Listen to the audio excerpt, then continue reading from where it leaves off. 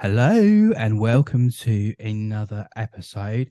And on today's show, I have a special guest, Alfred Israel Mead. Thanks for having me, man. Okay. Excited to be here, actually.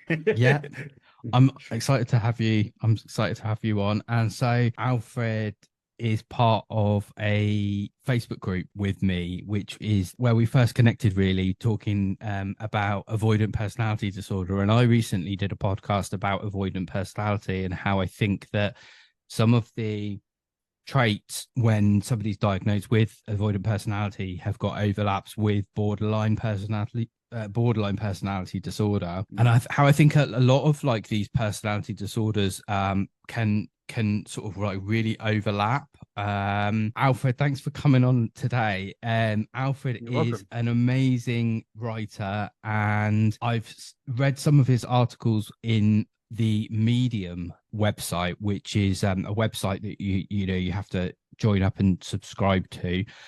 Alfred's also written a book. Are your articles anywhere else online then, or is it mainly Um, just you is it know, ma- mainly just on it is Medium? mainly Medium, but you do get to read quite a few for free, I believe. I'm not sure what the cap is, but you can read quite a few. In regards to my most, I suppose my book on Amazon, The Novelty Effect, would be it depends what you want, if you want fiction or non-fiction, but no, they are mainly on Medium. Yeah, no, I don't have them on any other platform, but yeah, you get to read quite a few for free, I believe. So Yeah. Well, I signed up only just to read your articles, so I haven't I haven't read yeah, yeah, anything else I from appreciate anyone it. else on there. That's the first time I've ever been on there. So, I mean, if um, anyone wants the articles, I'm more than happy to just send it over on email or whatever, copy and paste it is fine, you know what I mean? So good on Medium because when people subscribe, these are people that actually read things, you know? And I yeah, think you have to be kind of a unique individual to read things these days. Like a reader isn't a normal person. You think they are, but they're not. Like someone who goes out and buys a book or subscribes to like a thing on the internet, that's quite a unique person. There's not many people like that at the moment. yeah, and to actually have articles that are more genuine, that not appearing just sort of in the mainstream media, I guess, then it's more authentic. And Sure, sure. people can get to know your personality as well just by, I mean, I read one article and I'm like, right, okay, I need to carry on reading more. And I'm guessing that you've got subscribe. Do you have subscribers that sort of message you? Can they kind of message you on that Yeah, platform? so they can. So, because I leave my email up on there, and there is like different sections of subscriptions, so people can subscribe. So every time you write something, they get an email, and then you get people that just follow you. So like it's not. I wouldn't say it's an algorithm medium. That's why I liked it. It's just like if you follow someone, you see it. It's not like a lottery like it is on Instagram or whatever. You know, you don't know what you're gonna see. Yeah, no, but you can subscribe and get an email. So. Okay, cool. So Mm. I went to the psychiatrist, which was, I would say 6 months ago. And this is the first time that I'd ever been sat in front of like a psychiatrist or psychologist or even a doctor who had ever sat there and asked me the Mhm. question, what happened to you? I've been, in front of people ever since I was like 18, 19, that kind of thing, where, you go in and they say, what's wrong? And then at that Yeah. point, they will refer Where do I you to, start? yeah, yeah. I mean, okay, yeah. So what do they usually do? They'll say, so what's going on or what's wrong rather than what happened to you. And I think that is Right. Okay. for me, was the first time that anyone had said, what happened to you? And I'm like, do you mean? Oh, okay. You want to know about like childhood and stuff like that. You want to know why I'm feeling the way that I feel. And that's the first time just to kind of start off, really, for me, that was the first time that it, it had been, that it had really got me thinking. And I was like, well, actually, if somebody had asked me Mm. this question maybe 20 years ago, then I wouldn't be in this position now. Does that make sense? Yeah. Yeah. No, 100%. 100%. It's a tough thing going to a psychiatrist for the first time, man. I've done it my whole life, so it's normal for me. But, Yeah. yeah, no, especially when you're young as well, and people ask you very forward questions. You're like, oh, really? Got to go there. Ah, okay. So you had psychiatrists visits Yeah, from man. an early age then. Oh, very young. Like they knew something was wrong with me when I was like 14. So, and then like I didn't really go. I went to a second sort of high school, but I went to like a special place where they sort of it was like a mental health place called Brookside. It was in like sort of London way. And there was like you'd have like therapy sessions and then you do like arts and so I don't know. Over the years I've felt like doing things my own way has always been best. Because I've found that, I mean, if you can find a good psychologist or psychiatrist, you're winning. But it's a struggle. It's not easy. And I've had many experiences where, but well, I suppose that you could objectively say they've made things worse. Finding Yeah. someone who genuinely cares is a challenge these Yeah. days. It's a challenge unless you're paying customer. You're not on the NHS. You're private. I've heard that can have better results. But yeah, I found it a challenge over the years to find someone who genuinely cares, and if you've got like avoidant personality disorder, like knowing that you're not a burden in the room and someone genuinely cares about me, it's a big deal. It's a real big deal. You could be like a PhD, you know everything, but if you've got apathy towards me and you're indifferent, I can't do it. I just can't do it. So Exactly. I know it's the yeah. indifference, isn't it? Yeah, it means a lot to me, if you just say, no, like I care about you. Not like you're my dad or my brother, like it's a professional thing, but like, no, like I'm invested in this and let's do this. That's all I want. That's all I want. And I've had psychologists and psychiatrists, they'll sort of sit there and just, there's a technique, I don't know what it is, where they don't talk and just let you talk. But for me, that makes me feel uncomfortable, sit there for 10 minutes, not talking. And I'll just say to the person, like, do you enjoy your job? And they'll just sort of go, yeah, shrug. And I'm just like, cool, man, no worries. I just walk out. So you have experiences like that, and you're just sort of like, I'm gonna do my music and do my writing, and I'll be all right. So Yeah, and I I've had the same sort of thing where you just feel that same grinding indifference that you actually had from your parents. That's what yeah, I felt. yeah. That's what I felt like when I've been in there. It's like they're literally just waiting for you to stop talking. Yeah, no, I can't do it in that environment. I've had more therapeutic effects from people who have no psychological training because I do feel that ultimately love is the real thing that heals a lot of things. And I've been with my wife, and she's a very loving person, and she's very stable. And they say the major healing thing for someone with BPD is a stable, long-term relationship that functions. And it's true. My wife don't know nothing about no psych. She's Lithuanian. She don't know nothing. She's just loving person, and that's healed me so much more than all these people that know X, Y, and Z. There's a lot to be said for love. Yeah, and I mean, just recently because I've been looking into AVPD and BPD as well, and there's a lot of people out there. I mean, there's a podcast that I listen to. I don't know if I can't remember if I've spoken to you about this before, but there's a podcast that I listen to called Back from the Borderline, and Yeah, I think I have listened to some stuff on that. I started listening to that before I'd even heard of Borderline, before I'd even heard of Borderline actually. And when I actually go into some of these groups, like the AVPD group, and then the BP, there's a BPD group on Facebook. I don't know if Ooh, you're a part of that that as well. oh no, I had to leave that one. That one was crazy. Yep, yep, No, that I didn't last long in that one. I was like, "Oh, no, this is crazy. I'm gone." yeah. I You don't had the same know. experience. Well, I don't know if it's a thing where everybody is just trying to fucking trigger the fuck out of everybody else, or everybody splits on it, everyone else constantly. But I'm a member of it, but I have never, like this is a sign of whether you feel comfortable in a group, isn't it? Whether you're sort of active and you're posting and you're commenting and stuff like that. I've literally Mm, never commented because I've seen people's posts and I've seen people's comments, and I'm like, whoa, that like it's a the battleground. way that some of these people talk to each other is enough to send someone kind of over the edge. It's a war zone. Yeah. Yeah, I feel a little bit like that with the AVPD one as well. Like Yeah, some of the people are stuff, sensitive. People are Mm, sensitive. Yeah, I think whenever you get a group of people that have mental health issues, it's like a tinderbox, you know? There could be a spark at any moment and someone could get triggered and it's difficult because hurt people, don't they? So yeah. I know what you're saying, but I feel like the avoidant one's okay. I've always thought it was okay. I mean, compared to the PPD group, is a paradise, you know? So I know, and I I know say it. that with BPD, by the way.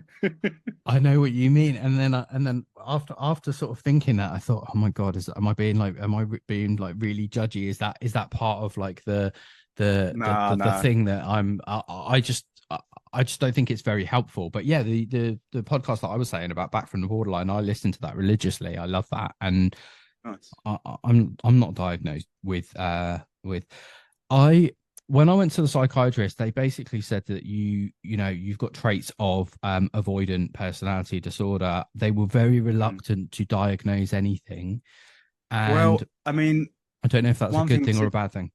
one thing that's interesting is that the way that these personality disorders are conceived and created is they're democratically voted. Bella, sorry, my dog's being silly with her bed.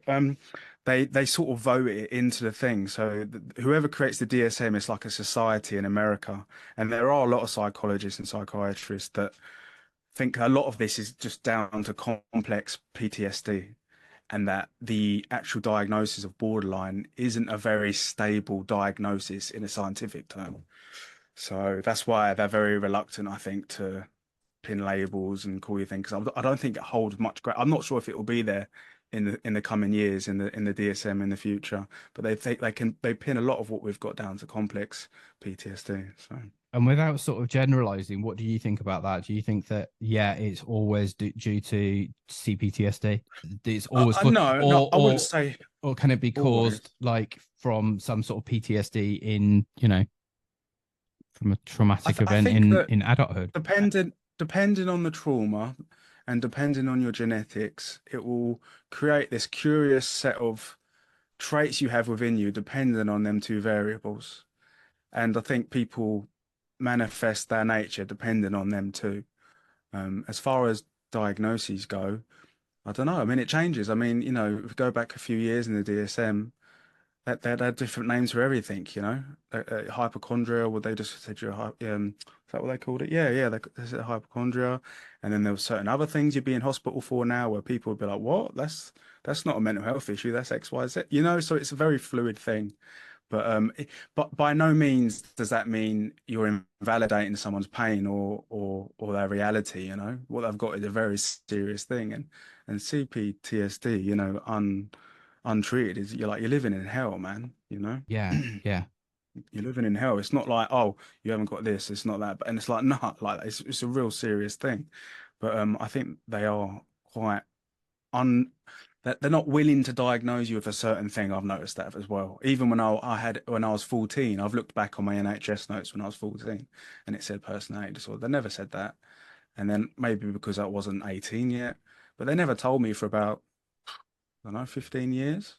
And I don't know the reason why that is, but so yeah. they had actually had a personality disorder on your records at the age Yeah. of 14 and they didn't tell you about it. Well, it says suspected, because Suspected. they don't like to diagnose you before 18 because there's, juvenile emotions and a teenager's nutty anyway, so they don't like to do it. But yeah, going from 18 to 25, yeah, I didn't know anything about it. And that would have helped me a lot because, having a frame of what's wrong with you, like a model, it helps. You're like, oh yeah, I mean, I remember when I saw chronic emptiness as a symptom, and that was like Columbus finding America. I was Yeah. like, yes, emptiness. Wow, that's what I've been feeling my whole life. I didn't have no words for it. I couldn't articulate it. I didn't understand but so when I found emptiness, I had this like wave of just like discovery. I was like, yes, that's what I'm feeling. What is that? How do you get it to go away? So it does help. I know they don't like to, but they're not the ones that got to live with it. They look at you for 5 minutes in a clinic and that's it. We need to do it on our own, really, don't we? So Yeah. And how do you get it to go away? the thing with that as well is I sometimes wonder Don't. how everybody like you look at people wherever you go. This is what I do. I sort of look at people wherever I go, and I'm like, how are you not bored out of your mind? How are you Mm. feeling as empty as I am? Like No, I how? don't think they are. I don't think they are. I think we're very different.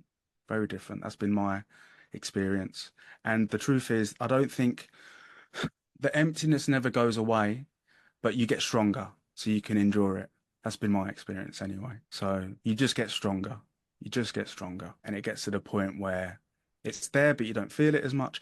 But it depends how far you go down the rabbit hole because, the Taoist monks, they desire emptiness, as like a form of meditation. And when you look into this word emptiness, it's a very interesting word because there's so many synonyms and it can mean so many different things. But I think what we're talking about is this sort of underlying sense of dread and anxiety. Like you're walking through the world with less layers of skin, and you're very aware that a verb or a noun or an adjective can like send you in a tailspin for days.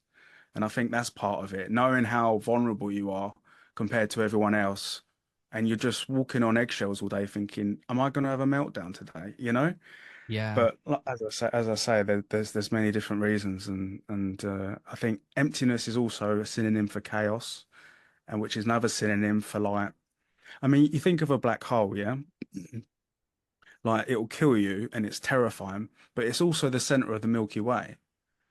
It's also the center of a galaxy. So without it, nothing exists. And it says that God makes the world from order. He makes order out of chaos. So it's a very complicated thing. It's like a creative thing as well. You need the chaos, and you need the emptiness because that's where everything comes from.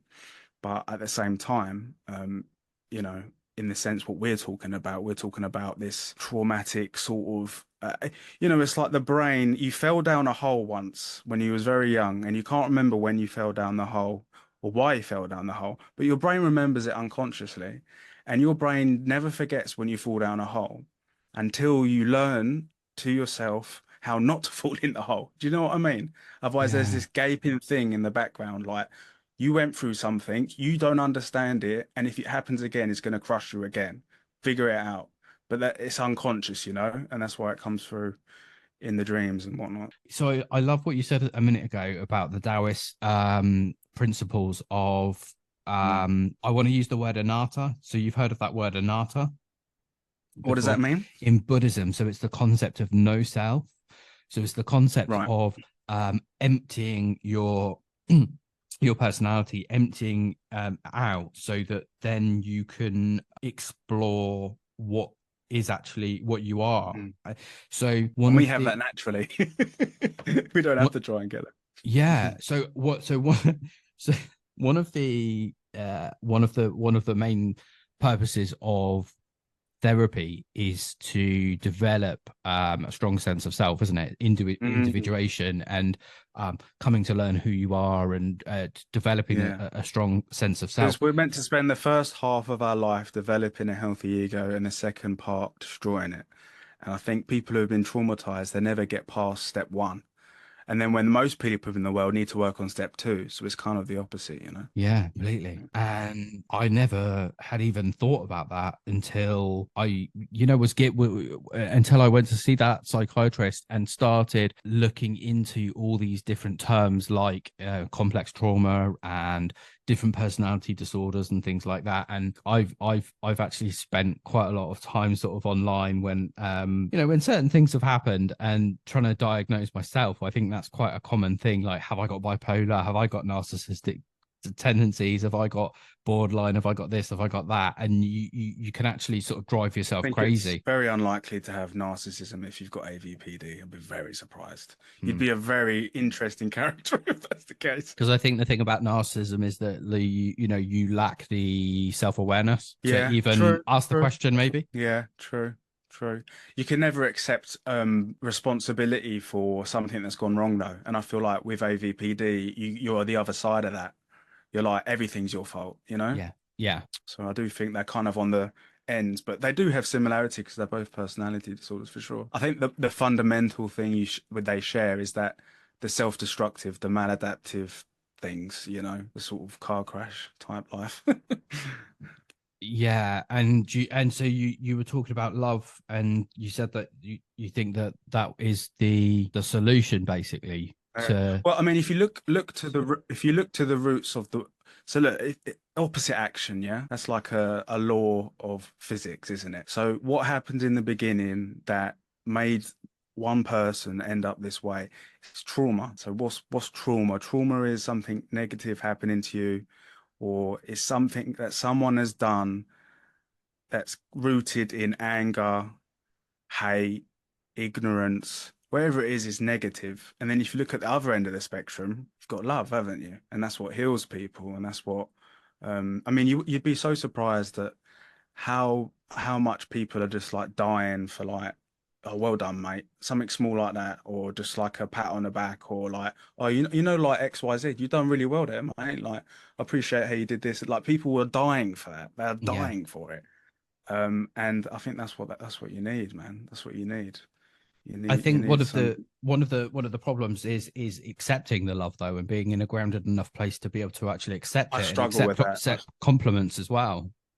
I struggle with that. Every time my wife says something or someone says something, I'm like, no, that's not true. Because it feels like a lie, doesn't it? It feels like a lie, and a lie is like wrong, and it makes you feel uncomfortable. So you have to Yeah. be like, nah, that's not nah. Like I don't want to hear this, or nah, like what? Yeah, no, I'm the same, man. I still haven't got over that. I'll be honest. Or I won't say anything, but internally, I'll have like a narration that's very negative. Yeah, no, I don't know about that one. I'm Yeah, struggling on that myself. there's a certain amount of you don't know if that person's just saying it to make you feel better because they can sort of sense Yes. that you're struggling with your self-esteem or whatever that is. Yes, yes, yes, 100%. You're like, you don't mean that. Like, come on. Yeah, yeah, you need them to prove it. Like they need to like say it over and over again. Yeah, so I wanted to ask you about your book that you wrote then. We've got The Novelty Effect, a Black Mirror novel. What is that all about? Have you ever seen the Black Mirror series on No, Netflix? no, I haven't. I've heard about it. A lot of people I Yeah. know have spoken about it and I've never seen it. Uh-huh. Yeah, it's got that what's that other one called? Twilight. You seen the Twilight series? That's very No, old. no, but I know what it See, is. yeah, you know what it is. I like stories that I can't predict. See, when you've watched enough films, I'm sure you're the same. You're like, oh, he's the bad guy, he's the good guy, here's the woman that he's gonna get with, la la la. It's just always ends the same. But I like, like Shakespeare. If you read some of Shakespeare's trade, you don't know what's gonna happen. You have no idea what's gonna happen. And I like that. I like that feeling of like there's no plot armor. Like the main guy might just die. So yeah, Ryan, what is it about? I got out of a relationship when I wrote this book. I was in a relationship with someone who it was quite a tumultuous relationship, we could put it that way. And I had this year of like just like recovering really. And I always feel my best when I've got a creative project on the go. Creating things for me, it really is like it keeps me going, waking up in the morning and thinking, right, I'm doing X, Y, Z, da, da, da. And it's so rewarding for me. And I find writing is like you just imagine like, you got them Apple goggles on, yeah? It's like that times 100. Because when you're writing, you're there. I'd be sweating in the coffee shop writing it. So writing for me is a beautiful, beautiful thing. And yeah, the story is about a guy called John. He's the main character, the protagonist, and Sarah. Well, I won't give any spoilers away, but there's this new technology where you can sort of live in a parallel universe, and he sort of chooses the dream over the reality, because in the dream he can be with people and who aren't there anymore, and it's essentially a quest to remove suffering. And then I suppose the point of the book is that when you try and remove suffering, you only multiply it. You cannot remove suffering. Going back to the Buddhist core principles, life is suffering. And it's really this one man's pursuit of trying to get away from suffering and what happens when you do that. And there's a little bit of sci-fi in it. Nothing too crazy, but like technology that's not about, and that's the Black Mirror thing. I love the concept there. So it's the idea that to try and get away from suffering, we could dissociate maybe and Yeah, sure. pop into a different reality, pop into an like a parallel reality or an And then, alternate reality, but it doesn't seem to sure, work. sure. It really asks the question. That was my dog sneezing. It really asks the question, can you evade suffering in life? Can you get away from it? And then it answers that question, I guess. And John is someone who is very like he's undiagnosed, but he's very sensitive to things. In chapter one, you can tell just through him being through the tube, you know, and I explain in sort of like very surgical detail, like he just can't take it. Life's just suffocating for him. He just can't take it. He notices everything, and he just can't take it. So it's that pursuit of like the arrogance of saying I'm going to bend reality and win, you know? So it's Yeah. essentially his quest to sort of, I mean, he never articulates this in the book. He doesn't know he's doing this. It's all unconsciously, you see. But he suffers so much that he will employ anything in his life to escape it. And then what results from that? And I think that's the main part about avoidance as well, is that you are dissociating from reality continuously because Yeah, it's too much, it's too it's unbearable. too much. And when you don't fight the dragon, you never get the gold. And then if you keep retreating in your life, you retreat from this occupation because XYZ. You retreat from this relationship because XYZ. You retreat so much you end up not you're in bed and you don't accomplish nothing. And now you really are in hell, you know? And I think one of the main things of the book is that you have to be courageous despite your suffering, despite your anxiety, despite your trauma, despite your emptiness. You have to be courageous because the other option is worse, and that is simply it. You have to be stronger, and you have to fight things, because the option of not fighting it is so much more worse than failing. So Yeah. And I heard a quote yesterday which I really liked, and it was, if you haven't got confidence, at least have courage. And yeah. that's one thing that I was thinking about when, it just kind of starting off this podcast really, in general, and all of the different emotions that you have to go through. It's just so, everything's just so raw. And I was trying to compare it as well to like other jobs that I've started, like, say for example, you start a new job, or you're employed somewhere, you start up a new job, and yeah, you've got nerves in the new job and stuff like that, but you can still internalize everything, kind of you can still kind of like go about your day and just get on and be quiet and just sit to Mm, get away from it. But when everything's pretty raw, like at the moment, everything that's that good. sort That's of. where you want to be. That's where you want to be in life, on the edge. That's when you're growing, man. Yeah, Yeah, yeah. no, good for you, man. That's what you got to keep doing. And if you never stop, you can't lose. And almost you want to look for failure because in every failure, there is evidence of the success in the future. So just keep failing, keep failing, keep failing, and you'll be undeniable if you never stop. So, And you were just talking mm. about like the relationship. I don't know if you mind sort of talking about it, No, but no, is go. is this the same is this the same person that you talk about in your 10 years late message from No, my that was ex, or is another that one. someone completely different? That's another That was one. another one. I've had a very busy life, let's say. Oh yeah. That's the BPD part of me. And I think when you're younger, you've got more energy, haven't you, to sort of go left, right, and center. No, that was someone completely different. Yeah, I'm usually the bad one, but that time I was the good one. And you'll notice whenever someone moves on or whatever, and they always regret it in the end. You can't cheat reality. This is the thing. If you do something bad and you exit a relationship for whatever the reasons, you always regret it in the end. If you've done it the wrong way, does that make sense? Yeah, I think so. Relationships has been a tricky one for me. Yeah, no, it's kind of hallmark of the diagnosis, isn't it? Well, that's what I was going to say, because a lot of people will say that, and I don't know if you've heard of this before, and I just wonder what your opinion is on this. Is that there's no such thing as a disordered personality. It's a so if you think about, say for example, borderline personality disorder, it's not a disorder of personality; it's a disorder of relationship.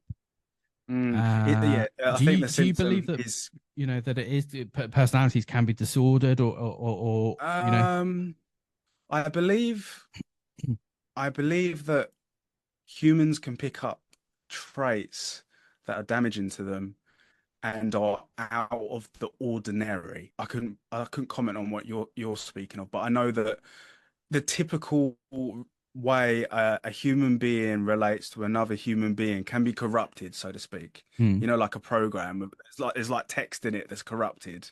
In your past, you've had your first relationships with your parents have not been normal, and therefore in the future you replicate this behavior because that is normal to you. So I believe, and then they say it's a disorder. I mean, it's not of the ordinary. I guess that's what they mean. I I don't. think the best way for me to describe what I was sort of meaning is that the kind of analogy that I heard is that you say, for example, you were put on a desert island, you wouldn't Mm. have borderline personality disorder on a desert island because there's nobody around you. Oh, you mean from like when if you went there from when you was. Oh, I see what you're If you, saying. I see what you're saying. yeah, So like outside of human relationships, there's no problem. exactly. Almost. Yeah, yeah. That is why um uh, people like us are incredibly. I'm not going to say antisocial because that suggests that we're like rude, and I don't think that's the truth. But I very isolationist. We like to be on our own because we're safe. We can get, we can watch stuff on the screen and have that fake parasocial relationship, which isn't healthy, but it's better than, the alternative or whatever. But yeah, no, I get it. I get it. I've always felt that my whole life. I've got better as I've got older because I've realized that if you find the right people, then it's amazing. It's not always amazing. We're imperfect. We make mistakes and you rub people up the wrong way. That's normal.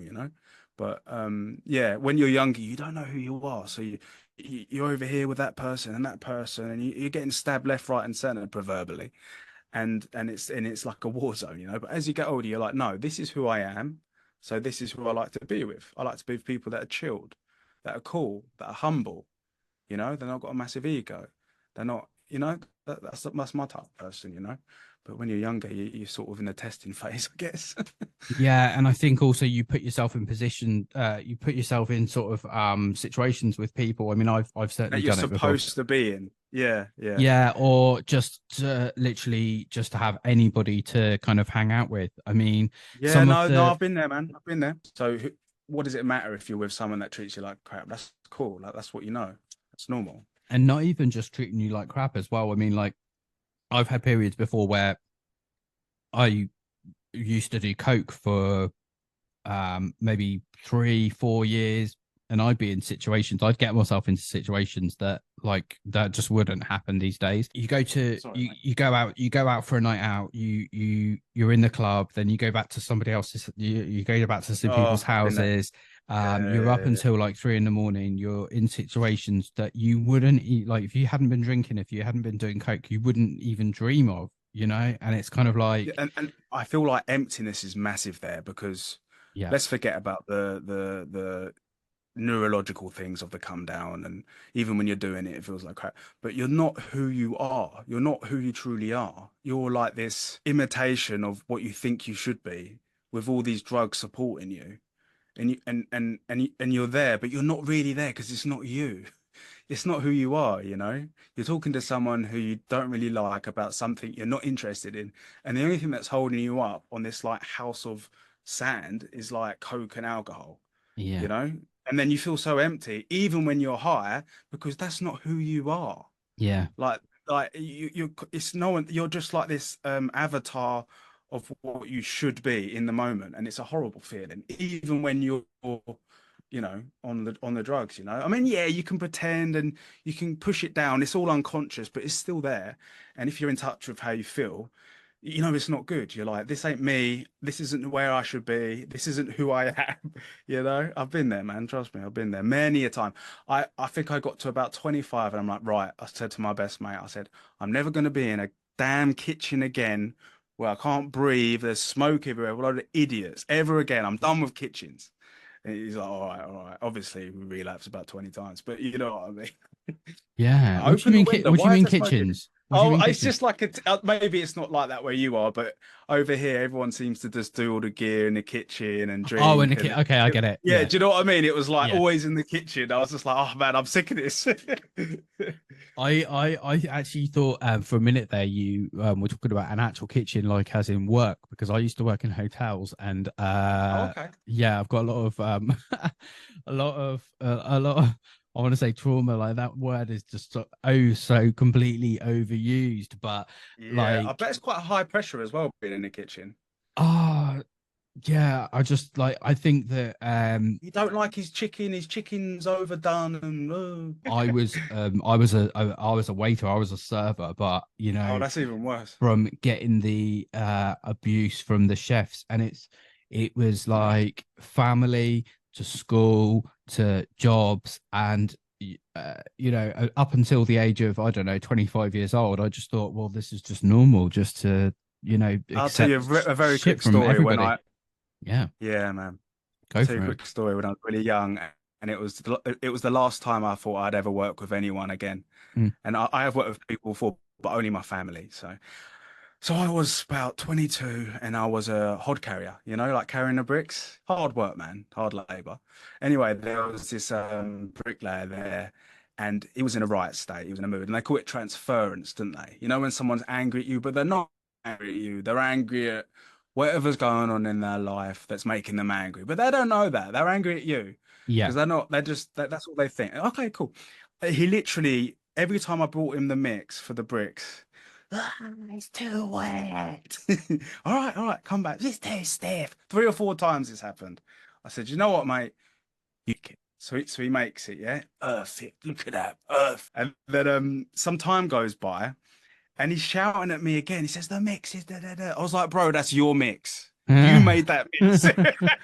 And there, I was just like, I was only young, but I thought, I'm like, there's something wrong with the world. Like, I'm not playing this game no more. Then I had Yeah. like a revelation about human psychology. I was like, nah, this ain't right. So are you, or can you personally be employed by anybody, or do you have to be, in your line of work, or what Um, you do? Do you have to kind of be self-employed to in order to mm, just well, even get on? I'm very lucky because I'm part of a big family and I've got a good family and my brothers know me very well. And when I'm working with my brothers, or we're gonna work with them in the future. I mean, in the past, I've done jobs, but they've been very like minimal on the social side of things, you know. So like I'd worked at TCL for a while, and even though they wanted me to like be a number one, they call it, where you drive the van, I was like, no, I'm cool. Like I'll be a number two. I'll sit in the passenger seat because I don't want the stress of driving. And then if you're a number one in the driving seat, then you've got to deal with the managers on site. And so I was always made sure I was in the background, you know. And so I had to be very selective, yeah, very selective. And creative people don't do well at the bottom of hierarchies. Mm, That's a different kind of person, you know. yeah.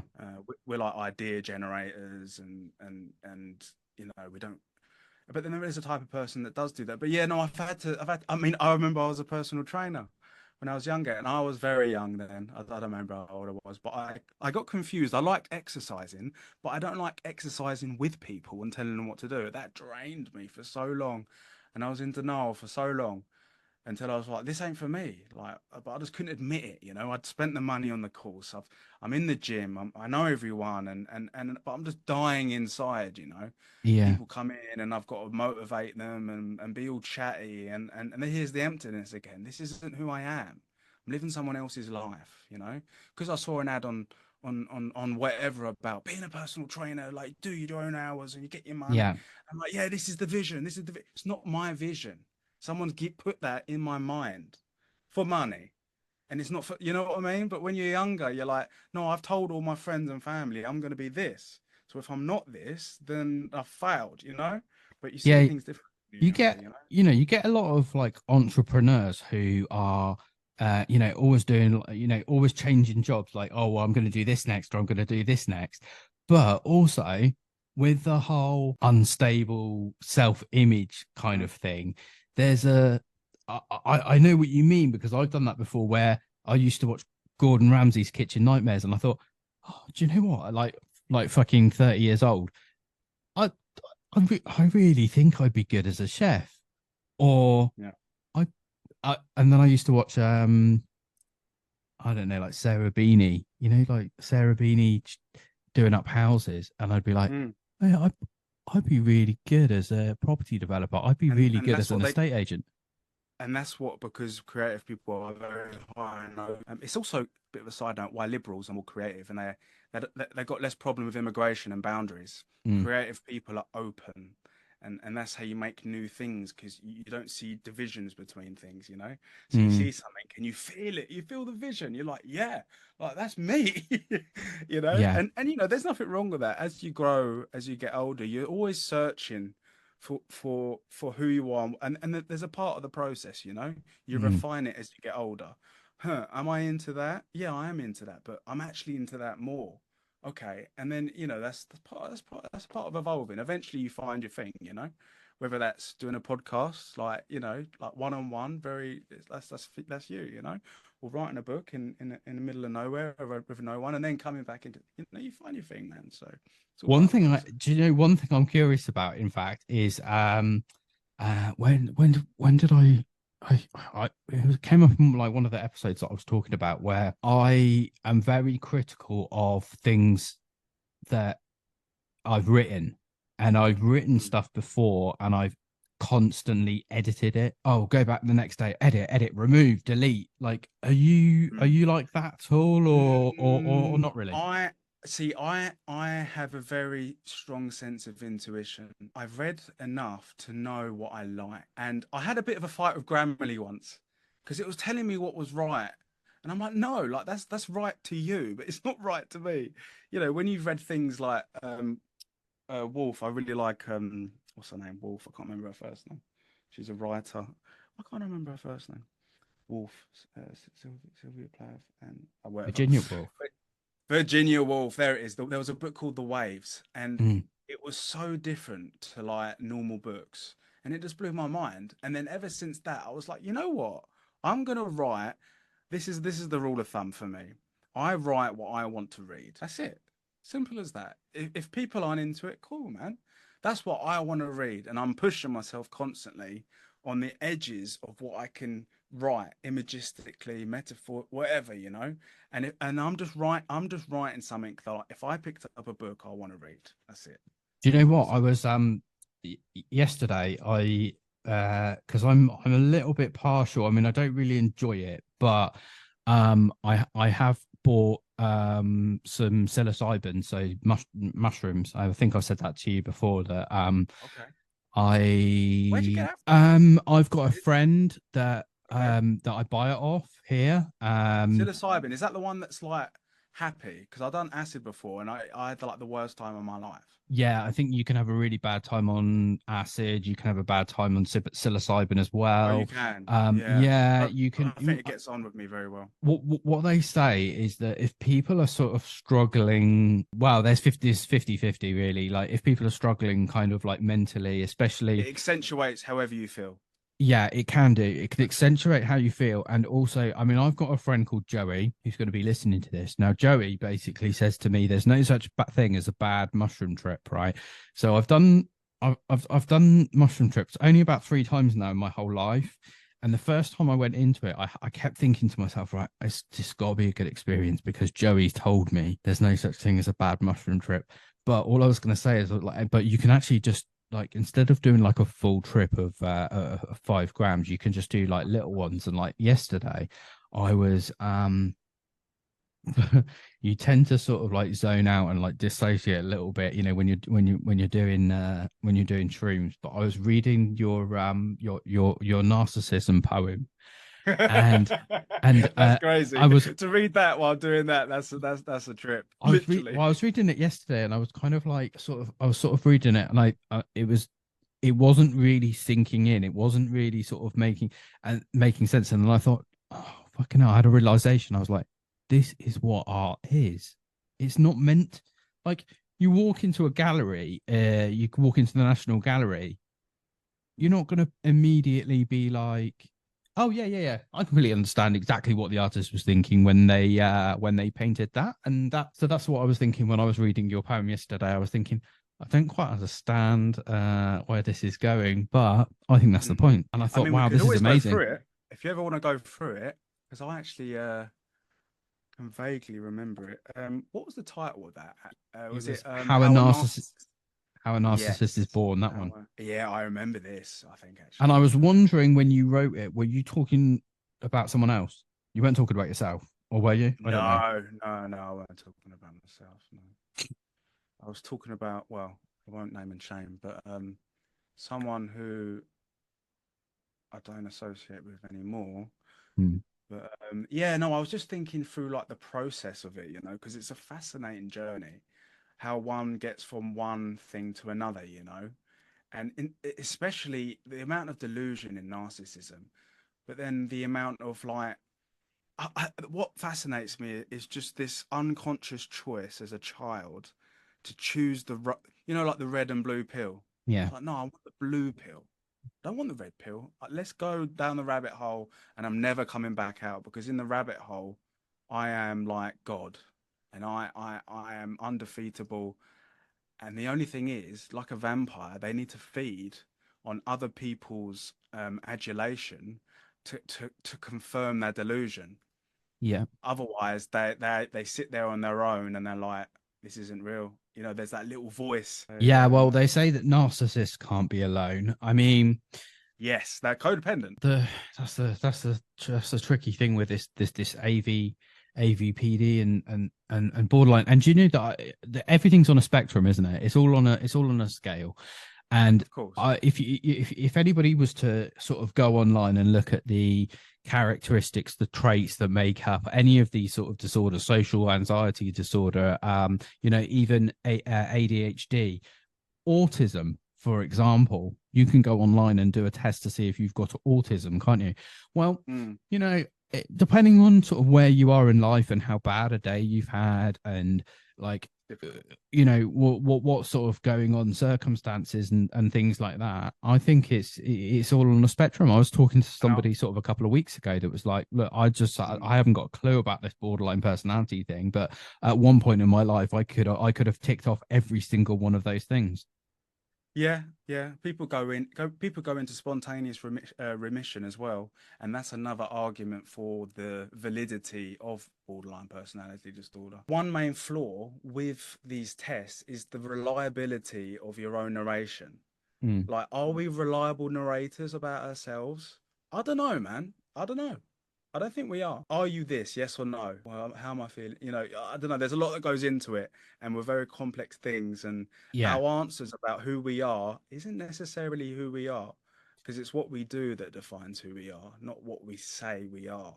So yeah, it all relies on that. Do you know what I mean? yeah. And also another trick in therapy, which is to this is sort of to do with individuation. If you're unsure about, I guess, like not who you are, but like how you treat other people or whatever, go and ask three of your closest friends what they think about you. What are my best attributes, or what are my worst traits, That's a bold move, that one. and I've never done it.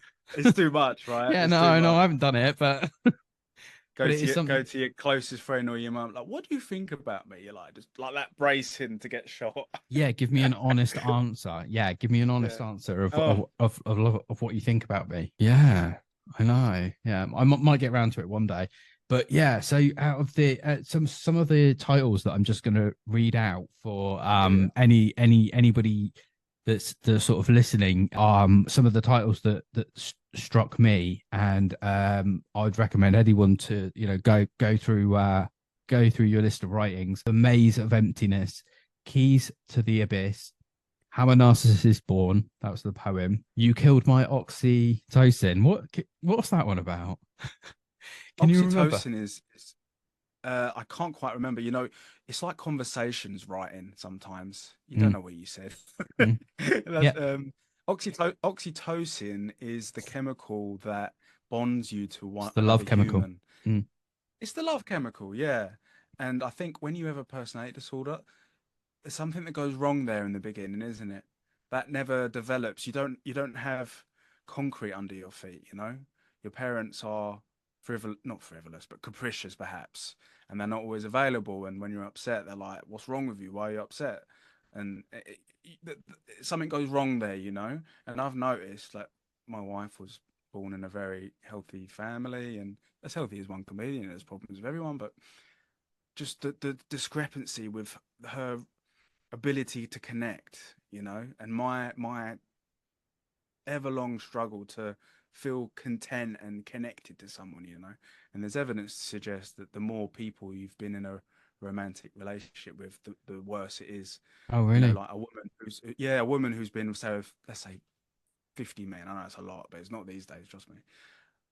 They're way more likely to divorce because the oxytocin's been destroyed, you know.